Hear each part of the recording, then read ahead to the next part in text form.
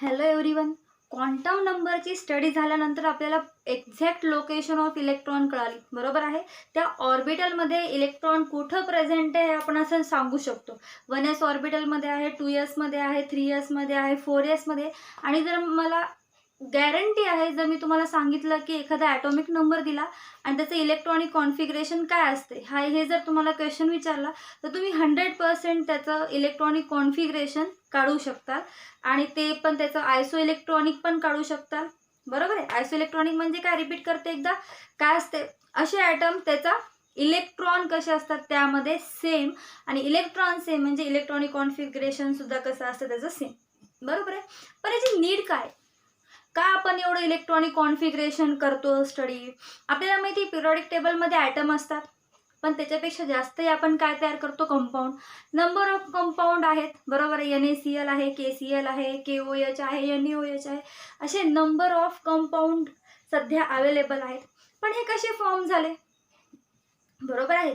जसं for example मी जर एखाद्याला सांगितलं माणूस एकच असतो, पण त्याची प्रत्येकासोबतची रिलेशन, प्रत्येकासोबतची बॉन्डिंग कशी असते, वेगवेगळी. तसंच आपल्या केमिस्ट्रीमध्ये सुद्धा असते. हे जे ॲटम आहेत ते मोजकेच आहेत, पण त्याची प्रत्येकासोबत बॉन्डिंग कशी असते, वेगवेगळी. प्रत्येकासोबतची काही जणांसोबत स्ट्रॉंग बॉन्डिंग असते, काही जणांसोबत थोडीशी वीक बॉन्डिंग असते, बरोबर आहे. पण बॉन्डिंग असते, बरोबर आहे. मग ह्याच आता ती बॉन्डिंग कशी होणार, बरोबर आहे.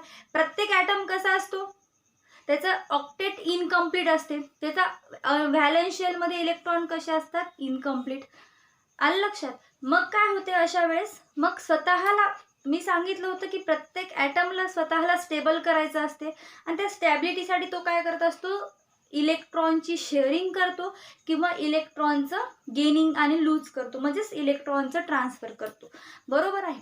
आता हे इलेक्ट्रॉनचं ट्रान्सफर होणं, फॉर एक्झाम्पल जर मी इथं सोडियम क्लोराईड घेतलं, आपल्याला माहिती सोडियमचं इलेक्ट्रॉनिक कॉन्फिगरेशन किती असतं, 281, आणि क्लोराईडचं किती असतं, 287. आता आपल्याला ह्या ठिकाणी माहिती, जेव्हा सोडियम त्याचा एक इलेक्ट्रॉन क्लोराईडला देऊन टाकाल तेव्हा त्याचं काय होईल, जेव्हा त्याचं काय होईल, ऑक्टेट कंप्लीट होईल, आणि कोणता कंपाऊंड फॉर्म होईल, NaCl, आणि ह्याचं सुद्धा काय होईल, ऑक्टेट कंप्लीट. म्हणजे जेव्हा एखादा बॉन्ड फॉर्मेशन करायचं असेल तर आपल्याला सगळ्यात महत्त्वाची गोष्ट कोणती, इलेक्ट्रॉनची शेअरिंग.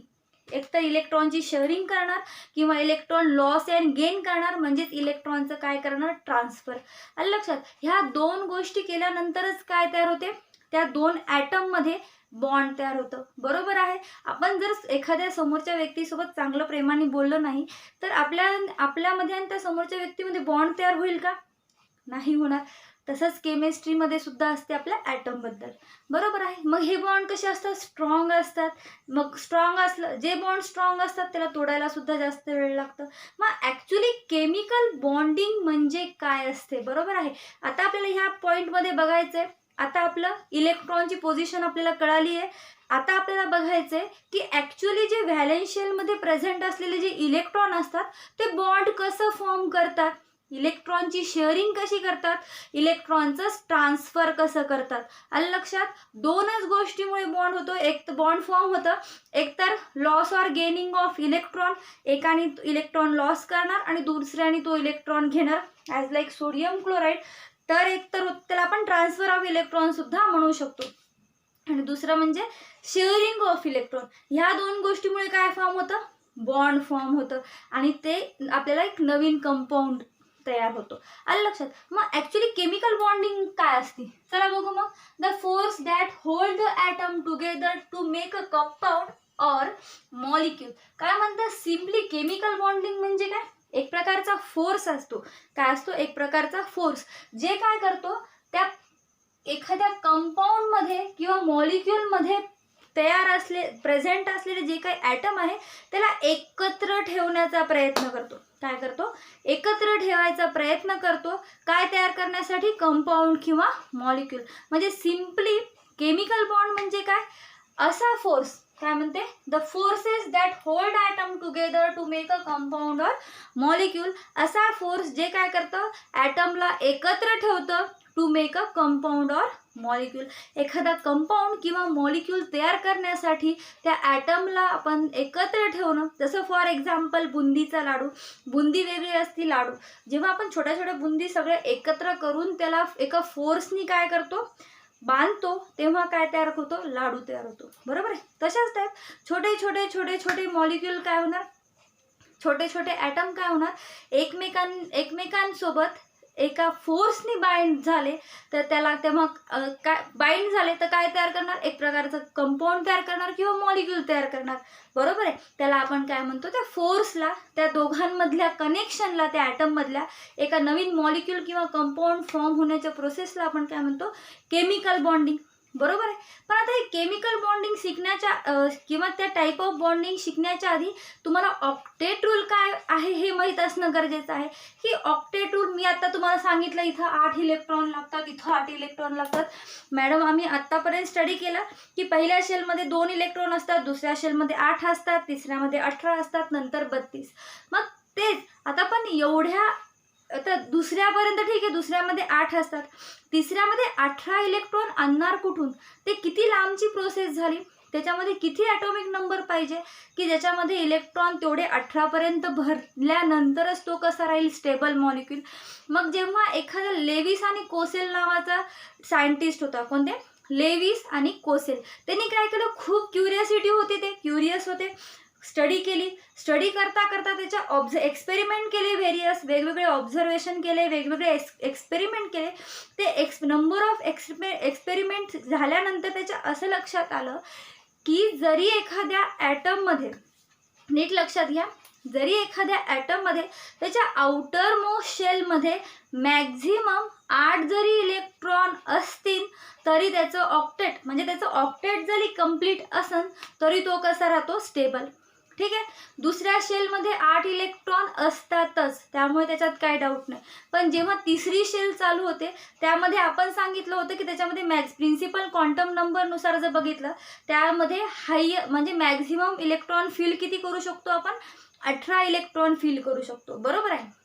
पण लेविस आणि कोसेलनी असं सांगितलं की एखाद्या ॲटमला स्टेबल करण्यासाठी, त्याला स्टॅबिलिटी प्रोड्यूस करण्यासाठी त्याच्या आउटर मोस्ट शेलमध्ये 8 जरी इलेक्ट्रॉन असतील तरी तो कसा राहतो, स्टेबल. त्याला 18, 32 असे इलेक्ट्रॉन जमा करायची गरज नाही. कशासाठी, त्याच्या स्टॅबिलिटीसाठी. मग आता आपण बघू ऑक्टेट रूलचं नेमकं थेरी काय आहे, त्याचा प्रिन्सिपल काय आहे. ओके. मग थोडक्यात आधी थोडं रिव्हिजन करू. काय असते मग chemical bonding, the forces that hold atom together to make a compound or molecule or the connection between atom in the molecule. एका मॉलिक्यूल मध्ये जे काही छोटे छोटे ॲटम आहेत त्यांच्यामधलं जे काही कनेक्शन असतं त्याला आपण काय म्हणतो, केमिकल बॉन्ड. आलं लक्षात. आता आपण बघू ऑक्टेट रूल म्हणजे काय असते, काय म्हणते ऑक्टेट रूल आणि त्याची थेरी. ऑक्टेट थेरी कोणी प्रपोज केली, it is proposed by the Lewis and Kossel. कोणी प्रपोज केली, it is proposed by Lewis and Kossel. काय म्हणते मग ऑक्टेट रूल बघू. चला काय म्हणते, atom can combine either by transfer of valence electron from one another or by sharing their valence electron in order to achieve the nearest inner gas configuration by having an octet in their valence shell. गेल्या डोक्याच्या वरून विमान repeat वाचते, नीट लक्ष द्या. काय म्हणते, an atom can combine. काय म्हणते, एखादा ॲटम जेव्हा कंबाईन होणार दुसऱ्या ॲटम सोबत, एकतर मी तुम्हाला सांगितलं 2 वेनी होणार. एक तर ते काय करण, इलेक्ट्रॉनची शेअरिंग करण किंवा इलेक्ट्रॉनचं काय करण, ट्रान्सफर. एकाकडून दुसऱ्याकडे इलेक्ट्रॉन ट्रान्सफर करण किंवा एकाकडून दुसऱ्याकडे इलेक्ट्रॉन काय करत, शेअर करत. आलं लक्षात. बघा, atom can combine either by transfer of valence electron from one another or by sharing their valence electron in order to achieve. काय अचीव करण्यासाठी, आता हे इलेक्ट्रॉनचं ट्रान्सफर एका ॲटमकडून दुसऱ्या ॲटमकडे किंवा इलेक्ट्रॉनची शेअरिंग एका ॲटमकडून दुसऱ्या ॲटमकडे कशासाठी करणार, in order to achieve the nearest inner gas configuration. काय म्हणते, त्याच्या जवळचा, त्या ॲटमच्या जवळचा जो काही इनर्ट गॅस असेल त्या इनर्ट गॅसच्या कॉन्फिगरेशन अचीव करण्यासाठी काय करणार, इलेक्ट्रॉनची शेअरिंग करणार by having and octet in their valence shell. आणि कसं, आणि ते नियर इनर्ट गॅसचं कॉन्फिगरेशन कसं अचीव करणार, ज्याच्या आउटर मोस्ट शेलमध्ये, त्याच्या व्हॅलन्स शेलमध्ये किती इलेक्ट्रॉन पाहिजेत, मॅक्झिमम 8 इलेक्ट्रॉन. बरोबर आहे. कसं, फॉर एक्झाम्पल मी देते क्लोराईडचं. इथं आपण बघू NaClचं एक्झाम्पल बघू. NaCl आणि प्लस मायनस आपल्याला माहिती, Na आणि Clचं इलेक्ट्रॉनिक कॉन्फिगरेशन जर आपण बघितलं तर ह्याचं येते 281 आणि क्लोराईडचं येते 287. आता मला सांगा, ह्याचा ॲटॉमिक नंबर 11 आहे, क्लोराईडचा ॲटॉमिक नंबर 17 आहे. बरोबर आहे. आता सोडियमच्या जवळपासचा नोबेल गॅस कोणता आहे, कारण की आपल्याला माहिती नोबेल गॅस कसे असतात, स्टेबल. त्याचं ऑक्टेट कसं राहते, कम्प्लीट, त्यामुळे ते कसे असतात, स्टेबल. आता मला सांगा सोडियमच्या जवळपास कोण आहे, निऑन. बरोबर आहे. त्याचा ॲटॉमिक नंबर किती आहे, 10. तेच क्लोराईडच्या जवळ कोणता आहे, आर्गॉन. कोणता आहे, आर्गॉन. त्याचा ॲटॉमिक नंबर किती आहे, 18. लक्षात येत आहे. सोडियमच्या जवळ कोणता आहे, निऑन. त्याचा ॲटॉमिक नंबर आहे 10. क्लोराईडच्या जवळ आहे आर्गॉन. त्याचा ॲटॉमिक नंबर किती आहे, 18. बरोबर आहे. इथं सोडियम आणि क्लोराईड तर आहे. आपण काय म्हणतो, जेव्हा एखादा बॉन्ड फॉर्म होतो किंवा त्याला काय करायचं, प्रत्येकाला स्टेबल व्हायचे, प्रत्येक ॲटमला काय व्हायचं, स्वतःला स्टेबल करायचं. मग ते करण्यासाठी ते काय करतात, इलेक्ट्रॉनची शेअरिंग करणार किंवा इलेक्ट्रॉनचं ट्रान्सफर करणार. आता ह्या ठिकाणी काय करणार, सोडियम काय करणार, त्याच्याकडे एक इलेक्ट्रॉन आहे, ते इलेक्ट्रॉन क्लोराईडला देणार. म्हणजे ह्याचं इलेक्ट्रॉनिक कॉन्फिगरेशन कसं येणार, 2-8. चार्ज कसा येणार ह्याच्यावर, पॉझिटिव्ह, कारण की एक आपण देऊन टाकला, डोनेट करायला. बरोबर आहे. हे डोनेट केलेला क्लोराईड काय करायला, ॲक्सेप्ट करायला. आणि ह्या ठिकाणी त्याचं काय होणार, 8. म्हणजे त्याचं इलेक्ट्रॉनिक कॉन्फिगरेशन कसं येते, 288. बरोबर आहे. आता जर ह्याची आपण जर बेरीज बघितली तर कशी येणार, 8 2 आणि 8 10. कशाच्या जवळपास आहे, निऑनच्या. आणि ह्या निऑनचं जर आपण इलेक्ट्रॉनिक कॉन्फिगरेशन बघितलं ते किती येते, पहिल्या शेलमध्ये 2 इलेक्ट्रॉन आणि दुसऱ्या शेलमध्ये 8. आलं लक्षात. तसंच जर आपण आर्गॉनचं इलेक्ट्रॉनिक कॉन्फिगरेशन बघितलं ते कसं आहे, 288. सेम कशाच्या, क्लोराईड मायनसच्या. आलं लक्षात. म्हणजे ह्या ठिकाणी सिम्पली काय राहिलं, ज्याच्या जवळपास जो काही नोबेल गॅस आहे, इनर्ट गॅस आहे, त्याचे धडपड, कारण की तो कसा असतो, इनर्ट गॅस आणि नोबेल गॅस स्टेबल असतं. बरोबर आहे. मग प्रत्येक ॲटम काय करणार, त्याच्यासारखं होण्याचा प्रयत्न करणार, जसं त्याचं इलेक्ट्रॉनिक कॉन्फिगरेशन आहे ते ऑक्युपाय करायचा प्रयत्न करणार, जेणेकरून त्याच्यासारखे जर इलेक्ट्रॉन आपल्याजवळ आले तर ॲटोमॅटिकली काय होणार, इलेक्ट्रॉनिक कॉन्फिगरेशन त्याचं सुद्धा नोबेल गॅस सारखंच होणार. आणि त्याच्या आउटर मोस्ट शेलमध्ये, जसं ह्याच्या आउटर मोस्ट शेलमध्ये एक इलेक्ट्रॉन होता तो देऊन टाकला आणि त्याच्या आउटर मोस्ट शेलमध्ये किती इलेक्ट्रॉन राहील, मग 8. म्हणजे त्याचं ऑक्टेट कसं राहील, कम्प्लीट. ह्यामध्ये एक एक्सेप्शन आहे, कशाचा, हायड्रोजन. हायड्रोजन ॲटम जर आपण बघितला, कोणता बघितला, हायड्रोजन, त्याच्यामध्ये फक्त काय राहतं, एक इलेक्ट्रॉन. बरोबर आहे. आता हायड्रोजनच्या जवळपासचा नोबेल गॅस कोणता आहे, नोबेल गॅस किंवा इनर्ट गॅस कोणता आहे, हेलियम. बरोबर आहे. आणि हेलियमचं जे इलेक्ट्रॉनिक कॉन्फिगरेशन बघायचं राहील ते किती येते, 2. बरोबर आहे. मग आता ह्या ठिकाणी फक्त हायड्रोजन आणि हेलियम ह्या 2 ॲटमचं काय जास्त, हायड्रोजन, हेलियम आणि लिथियम ह्या 3 ॲटमचं ड्युप्लेट कंप्लीट राहते. आणि त्याच्यानंतरचे जेवढे काही ॲटम असतील त्यांचं काय कंप्लीट राहते, ऑक्टेट. म्हणजे त्यांच्या आउटर मोस्ट शेलमध्ये, व्हॅलेन्स शेलमध्ये 8 इलेक्ट्रॉन जरी असतील तरी ते ॲटम कसे राहतील, स्टेबल. आणि त्या 8 इलेक्ट्रॉन मिळवण्यासाठीच ते काय करतात, इलेक्ट्रॉनचं ट्रान्सफर आणि इलेक्ट्रॉनची काय करत असतात, शेअरिंग. तेच हायड्रोजन, हेलियम आणि लिथियम हे एक्सेप्शन काय, कारण की त्यांच्यामध्ये मिनिमम इलेक्ट्रॉन राहतात 1. आणि त्याच्या नियर जो काही नोबेल गॅस आहे तो आहे हेलियम आणि त्याच्यामध्ये मॅक्झिमम किती इलेक्ट्रॉन असतात, 2. आलं लक्षात.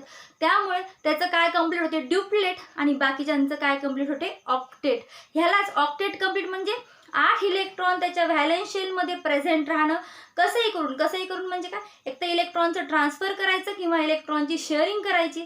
त्या रूलला आपण काय म्हणतो, octet rule, which is discovered by Lewis and Kossel. कोणी डिस्कवर केला, ते लेविस आणि कोसेलने. बरोबर आहे. आता ऑक्टेट रूल कळाला म्हणजे प्रत्येक ॲटम स्वतःच्या व्हॅलेन्स शेलमध्ये 8 इलेक्ट्रॉन कसे येतात त्यासाठी धडपड करत असतात. पण आपण आता आपलं चॅप्टरचं नाव होतं केमिकल बॉन्डिंग. मी हे एक्स्ट्रा सांगितलं तुम्हाला ऑक्टेट रूल, की त्यानुसारच पुढचे कन्सेप्ट सगळे प्रेझेंट आहेत. बरोबर, पुढचे कन्सेप्ट आपल्याला घ्यायचे आहेत. आलं लक्षात. आता आपण बघू मग ऑक्टेट रूल काय राहते. ऑक्टेट रूल काय राहते बघितलं. आता आपण बघू बॉन्ड कोणते कोणते असतात. बरोबर आहे. जसे आपल्या काही जवळचे असतात, काही लांबचे असतात, तसं केमिस्ट्रीमध्ये सुद्धा असतात. बरोबर आहे. आणि त्याच्यावरच काय प्रेझेंट आहे ते बॉन्डिंग. ज्या ॲटममध्ये बॉन्ड स्ट्रॉंग असतात, काय म्हणतात, ज्या ॲटममध्ये बॉन्ड स्ट्रॉंग असतात त्याला म्हणतो आपण इंटर ॲटॉमिक किंवा इंट्रामॉलिक्युलर बॉन्ड. काय म्हणतो, इंटर ॲटॉमिक किंवा intramolecular bond. The bond present between the atoms. त्या एका मॉलिक्युलमध्ये प्रेझेंट असलेल्या ॲटममध्ये जर बॉन्डिंग होत असेल तर त्याला आपण काय म्हणतो, इंटर ॲटॉमिक बॉन्ड किंवा इंट्रामॉलिक्युलर बॉन्ड. जे की कशा असतात, खूप स्ट्रॉंग. आणि दुसरा बॉन्ड आहे तो म्हणजे इंट्रामॉलिक्युलर बॉन्ड, जे की bond present between the two molecules. आलं लक्षात. मग आता बघू आपण actual types or classification of bond, की कोणते कोणते बॉन्ड असतात ते माहीत असणं गरजेचं आहे. जेम्स बॉन्ड, फेविकॉल बॉन्ड असे असतात का, नाही. आता आपण बघू ॲक्च्युअल बॉन्डिंग काय असते आणि टाइप्स ऑफ बॉन्ड्स कोणते कोणते असतात. तर आता बघू types of bonding. There are two types of bonds. One is strong and second is weak. पहिला कोणता आहे स्ट्रॉंग बॉन्ड, दुसरा कोणता आहे वीक. आता स्ट्रॉंग आणि वीक काय, जसं आपल्या वर्गामध्ये काही काही मैत्रिणीसोबत आपलं कसं होतं, खूप जास्त पटतं. बरोबर आहे. त्यांच्यासोबत आपण जास्त क्लोज राहतो, ज्याला आपण बेस्ट फ्रेंड म्हणतो. त्यांच्यामध्ये आपल्यामध्ये कसं राहतं, बॉन्डिंग स्ट्रॉंग राहते. बरोबर आहे. तसंच काही फक्त क्लासमेट असतात ज्यांच्यासोबत आपली पटते पण तेवढी नाही, त्यांच्यामध्ये बॉन्डिंग कशी असते, वीक. जसं स्ट्रॉंग बॉन्डिंगमध्ये आपण सगळ्या गोष्टी काय करतो, शेअर करतो, तसं वीक बॉन्डिंगमध्ये करतो का, नाही. आलं लक्षात. मग आता बघू आपण टाइप्स ऑफ केमिकल बॉन्ड.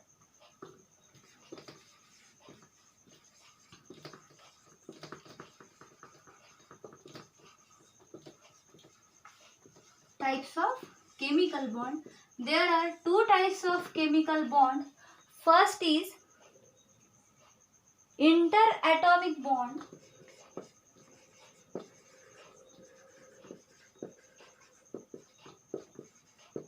और त्याला दुसरं नाव आहे इंटरॲटॉमिकला इंट्रामॉलिक्युलर bond.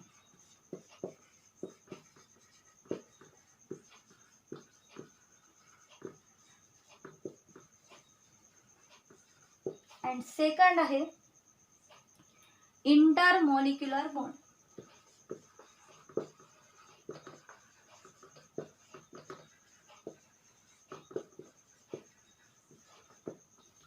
The bond which are strong, म्हणजे हे जे इंटरॲटॉमिक किंवा इंट्रामॉलिक्युलर बॉन्ड असतात तो कसे असतात, स्ट्रॉंग.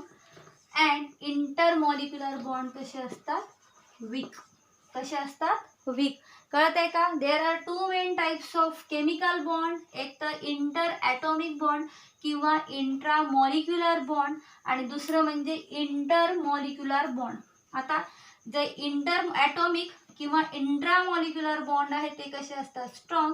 आणि इंटरमॉलिक्युलर बॉन्ड म्हणजे वीक. आता ॲक्च्युअल इंटरॲटॉमिक बॉन्ड म्हणजे काय आणि इंटरमॉलिक्युलर बॉन्ड म्हणजे काय ते आपण बघू. काय असते इंटरॲटॉमिक बॉन्ड, म्हणजे the interaction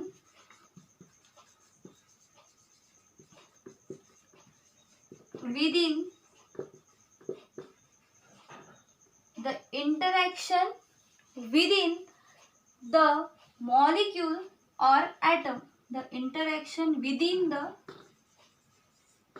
molecule or atom. जेव्हा दोन ॲटम मध्ये किंवा मॉलिक्यूल मध्ये प्रेझेंट असलेल्या ॲटम मध्ये, नीट लक्षात घ्या इथं आहे इंटरॲटॉमिक. इंटरॲटॉमिक म्हणजे काय, दोन ॲटम मध्ये. बरोबर आहे. इंटरॲटॉमिक दोन ॲटम मध्ये.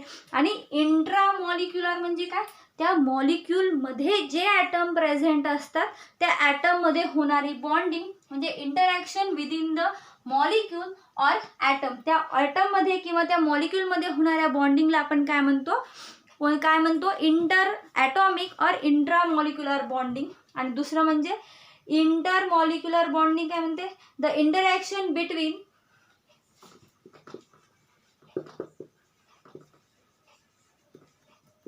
द इंटरॅक्शन बिटवीन टू और मोर मॉलिक्यूल. काय म्हणते? इंटरॅक्शन बिटवीन टू और मोर मॉलिक्यूल. जेव्हा दोन किंवा त्यापेक्षा जास्त मॉलिक्यूल मध्ये इंटरॅक्शन होत असते त्याला आपण काय म्हणतो? Inter molecular bond. कळत आहे? पहिला आहे इंटर ॲटॉमिक किंवा इंट्रा मॉलिक्युलर बॉन्ड, जे की कशामध्ये असतो? दोन ॲटम मध्ये, दोन किंवा त्यापेक्षा जास्त ॲटम मध्ये बॉन्ड असतो, त्याला आपण काय म्हणतो? इंटर ॲटॉमिक किंवा इंट्रा मॉलिक्युलर बॉन्ड. आणि दुसरं कोणतं आहे? इंटर मॉलिक्युलर बॉन्ड, जे की दोन किंवा त्यापेक्षा जास्त मॉलिक्यूल मध्ये बॉन्डिंग होत असेल तर त्याला आपण इंटरॅक्शन होत असेल त्याला आपण काय म्हणतो? Inter molecular bond. आता आपण बघू त्याचे सब टाइप्स. बरोबर आहे?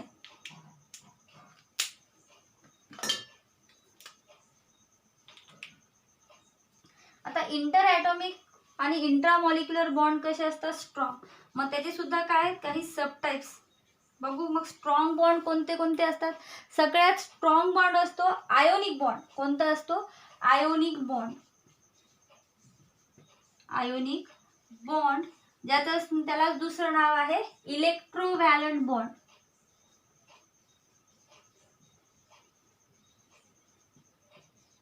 काय असते? आयोनिक बॉन्ड किंवा इलेक्ट्रोव्हॅलंट बॉन्ड. लक्षात येते का? Types of bond. There are two types of bond, inter atomic bond और इंटर मॉलिक्युलर बॉन्ड. जे दोन ॲटम मध्ये असतं त्याला आपण म्हणतो, दोन ॲटम मध्ये इंटरॅक्शन होते त्याला म्हणतो आपण इंटर ॲटॉमिक बॉन्ड. आणि जे दोन मॉलिक्यूल मध्ये, दोन किंवा त्यापेक्षा जास्त मॉलिक्यूल मध्ये इंटरॅक्शन होते त्याला आपण काय म्हणतो? Inter molecular bond. बरोबर आहे? आता आपण बघू त्याच्या सब टाइप्स. इंटर ॲटॉमिक बॉन्ड, दोन ॲटम मध्ये कोणते कोणते बॉन्ड्स असतात, कोणते कोणते फोर्स असतात ते बघू. पहिला आहे आयोनिक बॉन्ड. कोणता आहे आयोनिक बॉन्ड? त्याला दुसरं नाव काय आहे? इलेक्ट्रोव्हॅलंट बॉन्ड. कोणता आहे? इलेक्ट्रोव्हॅलंट बॉन्ड. दुसरा बघा, दुसरा बॉन्ड आहे कोव्हॅलंट बॉन्ड.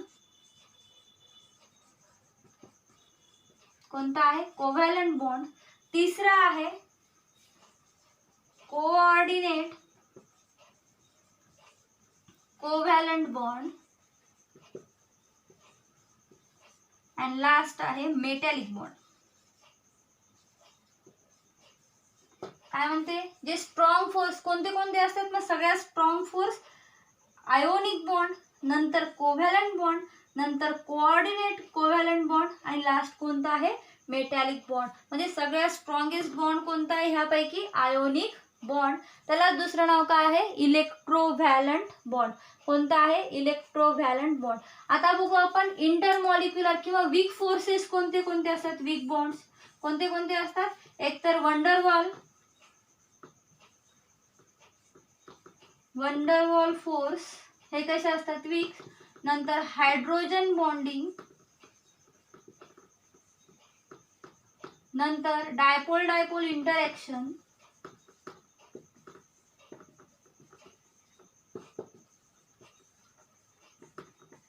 कोणते कोणते असतात मग वीक बॉन्डिंग? एक तर वंडरवॉल फोर्स, नंतर हायड्रोजन बॉन्ड, डायपोल इंटरॅक्शन. हे सगळे काय असतात? Weak bonds. त्यालाच आपण जे कोणामध्ये प्रेझेंट असतात? दोन किंवा जास्त मॉलिक्यूल मध्ये.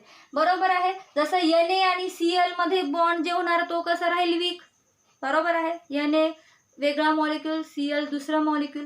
तेच जर Na किंवा हायड्रोजन मध्ये जे काही बॉन्ड होतील, आलं लक्षात? त्या ॲटम मध्ये जे काही बॉन्ड होतील त्याला आपण काय म्हणणार? Strong bond.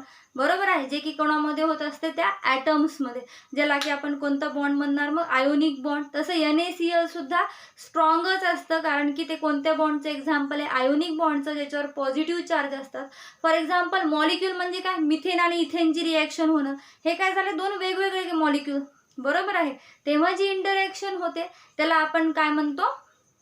Inter molecular bond. आणि जर ॲटम मध्ये जसं H2 चा ॲटम, NaClचा ॲटम, लक्षात Na+Cl- या ठिकाणी जे किंवा F2 O2 ह्यामध्ये जी इंटरॅक्शन होत असते त्याला आपण काय म्हणतो? Inter atomic bond. आलं लक्षात? मग ते कोणते असतात कळाले का? मेन दोन आहेत, inter atomic, inter molecular. Inter atomic strong असतात, इंटर मॉलिक्युलर कसं राहते? वीक. इंटर ॲटॉमिक कोणते एक्झाम्पल आहे? Ionic bond, covalent bond, coordinate covalent bond and metallic bond. तसंच इंटरमॉलिक्युलर कोणते कोणते आहेत, वीक आहे ते कोणते आहेत, वंडरवॉल फोर्स, त्याला आपण लंडन डिस्पर्शन फोर्स म्हणतो, हायड्रोजन बॉन्ड किंवा डायपोल डायपोल इंटरॅक्शन, हे सगळे काय आहेत, वीक फोर्सेस. आलं लक्षात. मग आता आपण बघू स्ट्रॉंग फोर्सेस काय आहेत, कोणते कोणते आहेत मग स्ट्रॉंग फोर्सेस. एक तर ionic bond, covalent bond, coordinate bond and metallic bond, जे की आपल्याला प्रत्येक स्टेप वाईज बघायचे. पहिल्यांदा आपण बघू आयोनिक बॉन्ड म्हणजे काय ते बघू आपण आपल्या पुढच्या लेक्चरला. सो कीप वॉचिंग आणि हे सगळं पाठ करा. ऑक्टेट रूल लक्षात ठेवा, केमिकल बॉन्डिंगची डेफिनेशन नक्की पाठ करा. ओके, चला तर मग आपला नवीन चॅप्टर सुरू झालेला आहे केमिकल बॉन्डिंग. आपलं एमच ते आहे की आपल्याला डायरेक्ट मिथेनची स्टडी करायची का, की मिथेन हा हायड्रोकार्बन आहे, आपल्याला मिथेन ॲक्च्युअल कसा तयार झाला, त्याचे जे हायड्रोजन सोबत 4 बॉन्डिंग होते ते कसे तयार झाले ते आपल्याला आधी स्टडी करायचे. ते जर आपल्याला आधी स्टडी झालं तरच काय होणार, मग आपल्याला पूर्ण ऑर्गॅनिक केमिस्ट्री इझिली लक्षात राहणार. ओके, तो कीप वॉचिंग, लक्षात ठेवा आणि क्लासिफिकेशन पाठ करा. बघत राहू, भेटत राहू पुढच्या लेक्चरला. तोपर्यंत बाय बाय.